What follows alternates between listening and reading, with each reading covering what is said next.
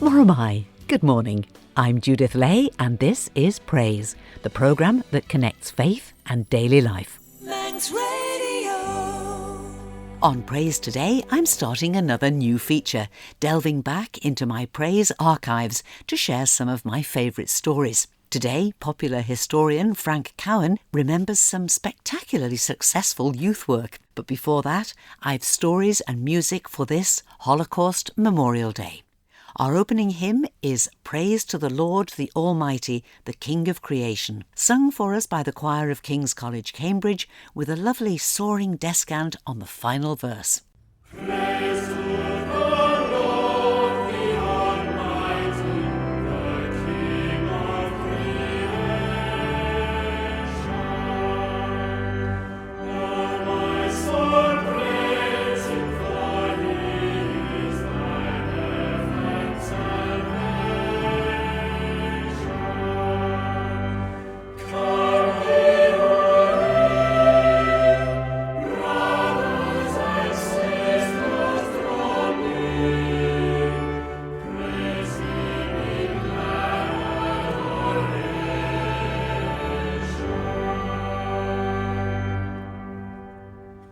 Praise to the Lord for all things so wondrously rare. Shelters the under His wings, yea, so gently sustaineth. Hast thou not seen all that is needful hath been granted in what He ordaineth?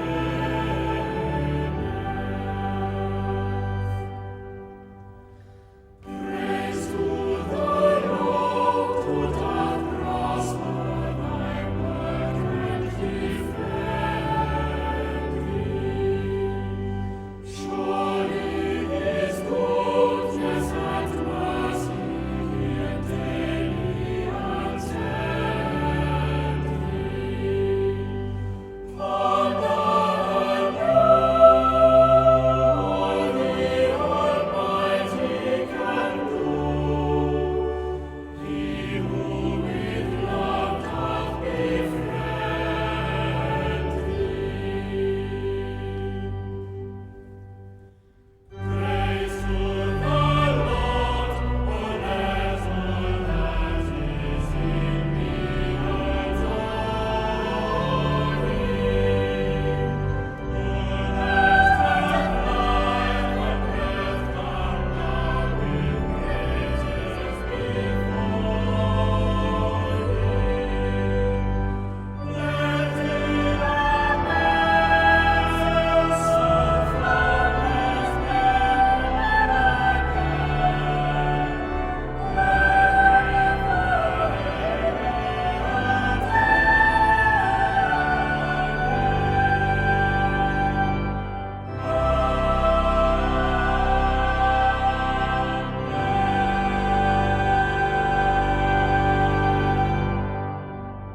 Praise to the Lord the Almighty, the King of Creation. And that hymn will start our National Act of Remembrance this afternoon on this Holocaust Memorial Day.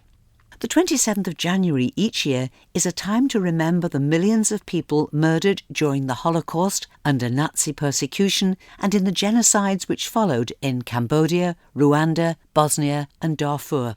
Genocide can begin if discrimination, racism and hatred are not checked and prevented.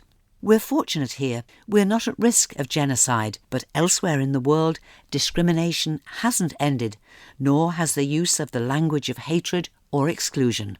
There's still much to do to create a safer future, and Holocaust Memorial Day reminds us that we all have a part to play in that process. Each year, the Holocaust Memorial Trust encourages us to listen to stories on a particular theme. This year, it is Torn from Home, the tragedy of young children sent to other countries, torn from families which in many cases they never saw again. Even if they were eventually reunited, they were often so damaged by their experiences that home and family could never really be restored. With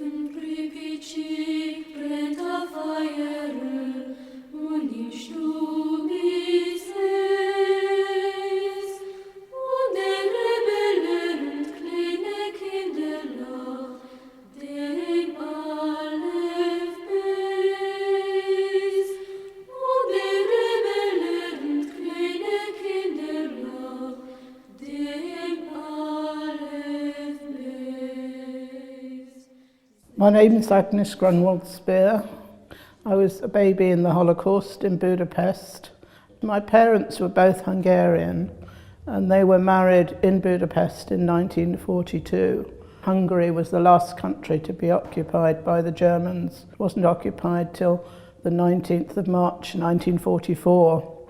But the Hungarians had their own anti-Semitic legislation, and my father was rounded up as a forced labourer in 1943 by the Hungarian fascists, and it really ruined his life. He had a very bad time. Most of the young Jewish men who went away as forced labourers did not come back because they were so badly treated.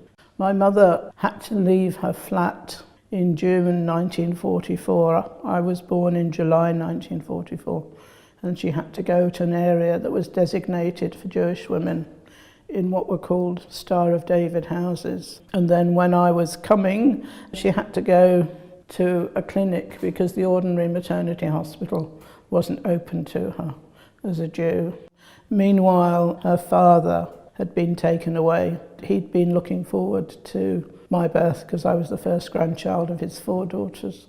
And he was on a bus, and the Nazis stopped the bus and asked if there were any Jews on the bus. And you couldn't deny that you were a Jew because your documents had a big red J stamped on them. So he was taken off the bus and he was never seen again. But it wasn't till after the war that they discovered that he'd been taken to Auschwitz. And he was probably gassed the day he arrived, because if they were gassed on arrival, there's no real records. It was only the people that were registered for work who were given a number.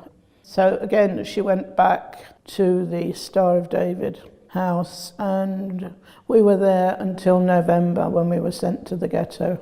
It was bitterly cold and there was no fuel other than, I think, burning old furniture. Very little food. My mother was able to breastfeed me even though she didn't have much or anything to eat. And the Arrow Cross, who were the Hungarian fascists, liked to take pot shots at the Jews in the ghetto. A lot of people died. My mother's cousin told me after my mother died that he'd been there when Budapest was liberated, and he found my mother sitting on some steps in the ghetto holding me, surrounded by dead bodies. We were very lucky to survive because I was only 6 months old, and to bring a baby through that. She did a remarkable job really to keep me warm and keep me fed.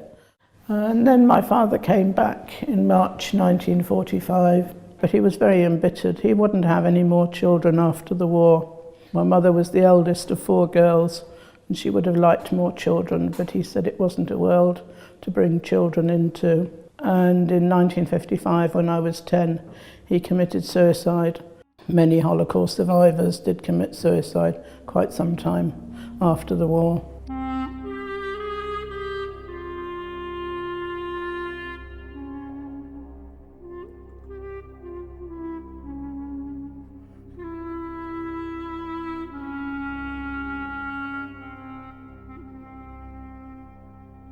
January the 27th was chosen as Holocaust Memorial Day because on this date in 1945, the Soviet army entered Auschwitz and liberated the 7,000 remaining prisoners, most of whom were ill and dying. It's estimated that between 1940 and 1945, around 1.5 million people were deported to Auschwitz. Of these, well over 1 million were murdered. Holocaust Memorial Day activity organiser Charles N. Whittaker wrote a poem about the transportation of people to Auschwitz. Its rhythm evokes the trains taking people to the extermination camps during the Holocaust. BAFTA-winning actor Olivia Colman has lent her support to Holocaust Memorial Day by making this recording. Auschwitz by Charles N. Whittaker. The semi-quaver chugging of the train on the track, and the people on board who will never go back, and the terror in the eyes of all the young ones to go, with no one knowing as the train comes to slow. Those men at the station as the ramps drop down, where humanity lost is the only crippled sound. Hope gone for those who stand behind the hard, sharp wire, and the smoke in the towers rises just a little higher. and the blue ink stabs a little harder in the skin, above the veins of despair where murder let it in, and the terror in the eyes of all those about to leave. Another train on the track, no last-minute reprieve. And the slow, crotchet chugging of the train on the track, and the people on board who will never go back.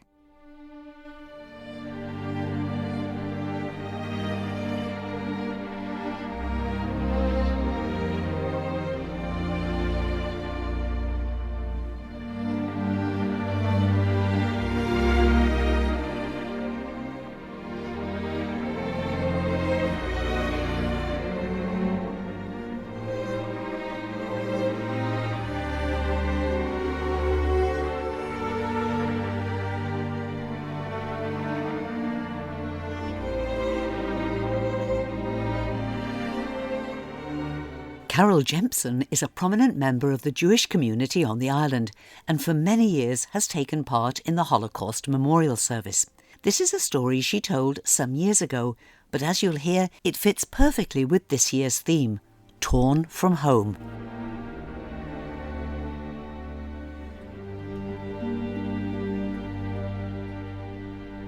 What I'm about to tell you is a true story, as told to me by a lady I met in the 1970s on Kibbutz Gesher, which sits in the Jordan Valley in Israel.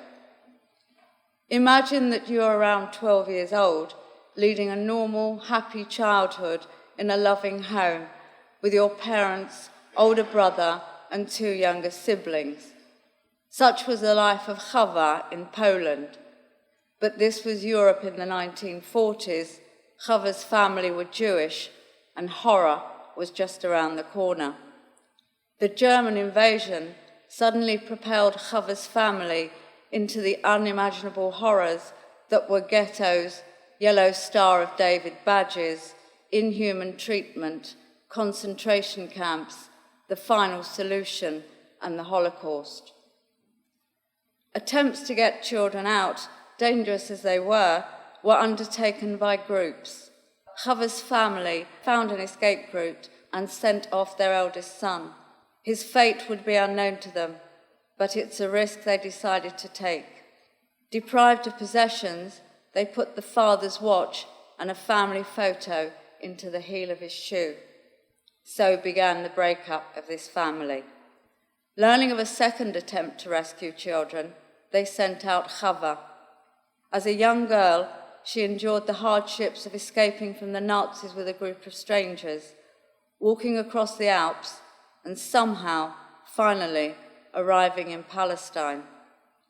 She told me of her homesickness, her longing for her family, this alien country with its scorching climate and strange language. She was given refuge by the pioneers of Kibbutz Gesher. The kibbutz was being built, and this 14-year-old stranger in a strange land became another of its pioneers. She eventually married, and when her first child was a few months old, a knock came at the door, and a man stood there that she didn't recognize. But in his hand, he carried the watch and the photo. Word of her story had got round and resulted in the two being reunited. Needless to say, Chava never saw her parents or 2 younger siblings again. They perished under the Nazi regime.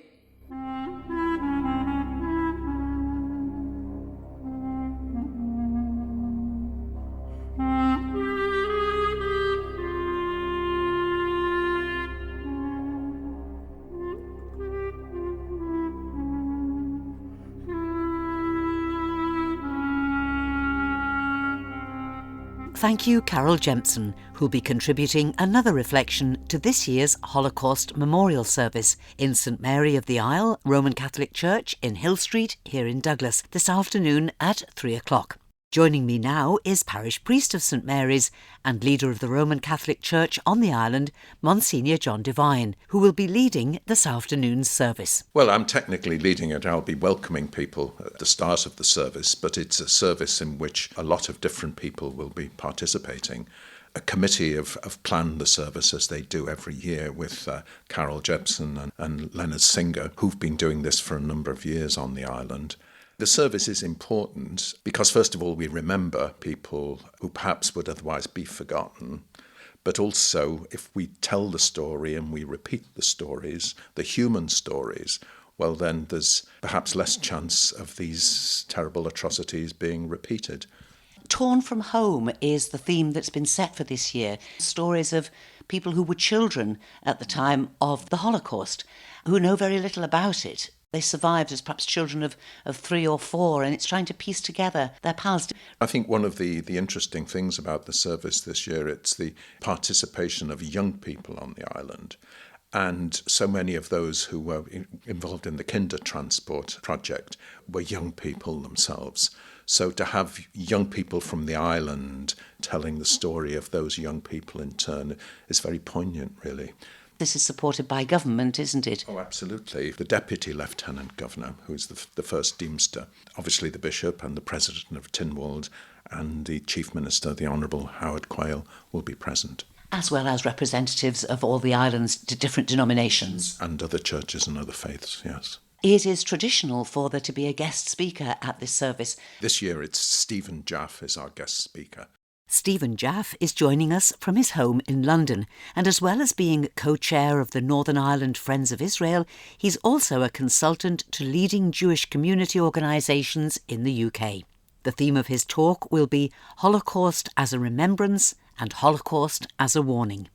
There is, of course, a booklet specially prepared for this afternoon's service. What I didn't expect to see on one of its pages is a picture of Paddington Bear. Yes, it's extraordinary, and I didn't realise this at all. But Michael Bond, who wrote the Paddington Bear stories, says that his inspiration for Paddington Bear came from seeing the Jewish children evacuees of the Kindertransport actually waiting on the platform of London's train stations in the 1930s. And that's where he got the idea of Paddington Bear from, standing with his label, with his name on, and with his little suitcase, torn from home. Another long-term supporter of National Holocaust Memorial Day on the island is Leonard Singer. Today, as in previous years, Leonard will contribute a very significant prayer. Kaddish is the Aramaic word for holy. The Kaddish is a prayer for the souls of the departed and a praise of God. The Kaddish is a message of continuity of the generations, a bridge in the endless chain of memory linking one generation to another. It is a prayer for peace and includes the words, "May he who makes peace in the universe bestow peace upon us." Today we will stand together in reverence as a single community showing solidarity with all the innocent victims of Holocausts, millions of whom are buried in unmarked graves or in piles of anonymous ashes, and we ask God to protect their souls. I shall read it in Hebrew, the native language of Jesus, and it is a prayer with which he would have been familiar. God knows each victim by name and where is their final resting place, and we ask him to comfort all those who mourn. Yitkadal v'yitkadash shemei rabbah, v'almei divrei chirutei, v'yamlich malchutei, v'chayechaun u'v'yamachaun, v'chayei dilkal bet Yisrael, v'agalah u'vizman karev v'imru amen. Yehesh mei rabba mavarach le'alam u'lalmai olmaya. Yitbarach v'yishtabach v'yispa'ah v'yishramam v'nasei. V'yitadaya v'yithala v'nithalal shemei dechut shabrechu. Le'ala kil min kal barachata, v'shirata tushbachata, v'nechamata di'amiram be'alma v'imru amen. Yehei shlema rabba min shemaya, v'chayim aleinu v'al kol Yisrael v'imru amen.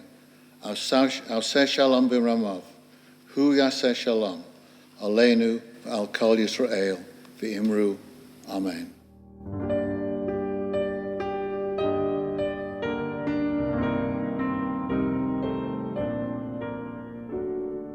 But what if you can't get to Douglas this afternoon, but really wish that you could? Well, if you have internet access, there could be a simple solution, as Monsignor John Devine now explains. Another innovation is that now we have live streaming of our services from St Mary's Church. And so this service too will be live streamed. So you'll be able to watch it on our website, which is manxcatholic.org. And if you click onto the menu on the website and go on to live stream, you'll actually be able to hear it live at 3:00 this afternoon. So is this going to be a regular thing? Yes, it runs for 24 hours a day. The cameras are positioned in such a way that they focus largely on the sanctuary and the altar, so the people in the pews largely aren't visible. People who are housebound, can participate in the Mass, but also for weddings and funerals, people who can't make it. And we've had feedback from all over the world. It's a great idea. And as St Mary's is often used for other important ecumenical services, as well as concerts, the live stream could benefit not just Catholics, but the wider island community. Yes, it does depend upon having internet access, but maybe that's a good reason for us to get together with friends or family who have and watch together. And so, to today's little trip down memory lane. About 10 years ago, I did a series of programmes asking the question, has the church left the building? I visited churches of various denominations, discovering the good and varied work they were doing out and about in their local community. Popular historian Frank Cowin has been an active member of Promenade Methodist Church here in Douglas since it opened. And who better to explain how Methodism was first established here on the island? John Wesley made 2 visits to the island, 1777, 1781. And as a result of that, Methodism started, and one of the places which started was in the bottom of Douglas. And one of the 2 churches which actually came together to form the Promenade Church was Victoria Street, which was the first Douglas church, and that was built something like 9 years after Wesley's first visit. There'd been a real spread of Methodism through the island, and then in the late 1820s, the primitive Methodist movement, which had broken away from Wesleyan Methodism because there was a falling out about using camp meetings, as they were called, outside meetings, and this group wanted to get back, as they said, to their primitive roots, which is where the primitive Methodist name came from. The church on the promenade was built along with the development of the Loch Promenade itself in the 1870s. In fact, it was one of the first sites that was actually sold. It was bought by the young men from the Wellington Street Methodist Church, which was the main primitive Methodist church in Douglas. There was far too many churches. As late as sort of the end of the war, 1945, there was something over 100 Methodist churches in use on the island, and it was quite obvious that it had to be slimmed down and rationalised. Eventually, in the late 60s, early 70s, the scheme was prepared to drop Loch Parade Church more or less to ground level and then build within the basement of that. So that was how the Promenade Church, as we know it today, came into being. But here was a church quite definitely leaving the building, as Frank Cowin was also very involved in working with young people on the island. The message that kept coming back was that there was nothing to do in the winter, no entertainment, and so some of the members of the Douglas and District Youth Committee decided that it was time we perhaps tackled this. And it ended up with, I think, 3 of the leaders certainly that were involved with Victoria Street, and there were others that were involved as well, getting sponsorship from one of the firms who sold records and ran a series of shows at the villa over the winter months. So we did a season and a half with some of the big names from the time, using the London agent. We had the villa full, which was pretty much the 2000 mark on the couple of the biggest shows. Emile Ford and the Checkmates were actually one of the first concerts that we ran. Well, my memory of that was one of the microphones at the villa ceased working, and Emile sort of picked it up and disappeared. And a bit later on I went looking for him, and he was in the dressing room, and he'd stripped the microphone right down to its smallest pieces, and he was starting just to put them all back together again. And by the time he went on, he'd got it all back together. It was working perfectly. We did a series the first year and then got halfway through what would have been the second season. And at that point in time, commercial ventures decided there was perhaps a market for entertainment in the winter months. And they set up, so of course, as soon as they set up, we backed off because we'd done what was necessary. It had provided entertainment of a sort that hadn't been available. We weren't in it to make a profit. All we had to ensure was that we didn't make a loss. And of course we had a magnificent outlet for tickets because they went out through all the youth clubs, not just in Douglas but right across the island. And they were organising their own transport to come in groups, and it was a real fun time apart from anything else. We very nearly got the Beatles. It was just before their first big hit. We were negotiating for the Beatles, and in a sense their first big hit came 2 or 3 weeks too soon, otherwise we'd have had them. We really should have a bit of Beatles music there, shouldn't we? But I'm afraid we've run out of time. Thank you for listening to this week's Praise podcast. There's a new Praise podcast available every Sunday morning. You can subscribe for free on iTunes, Google Podcasts and Spotify, via the Manx Radio smartphone app or at manxradio.com. So, until we meet again, this is Judith saying thank you for your company, and I wish you and those you love every blessing in the days ahead.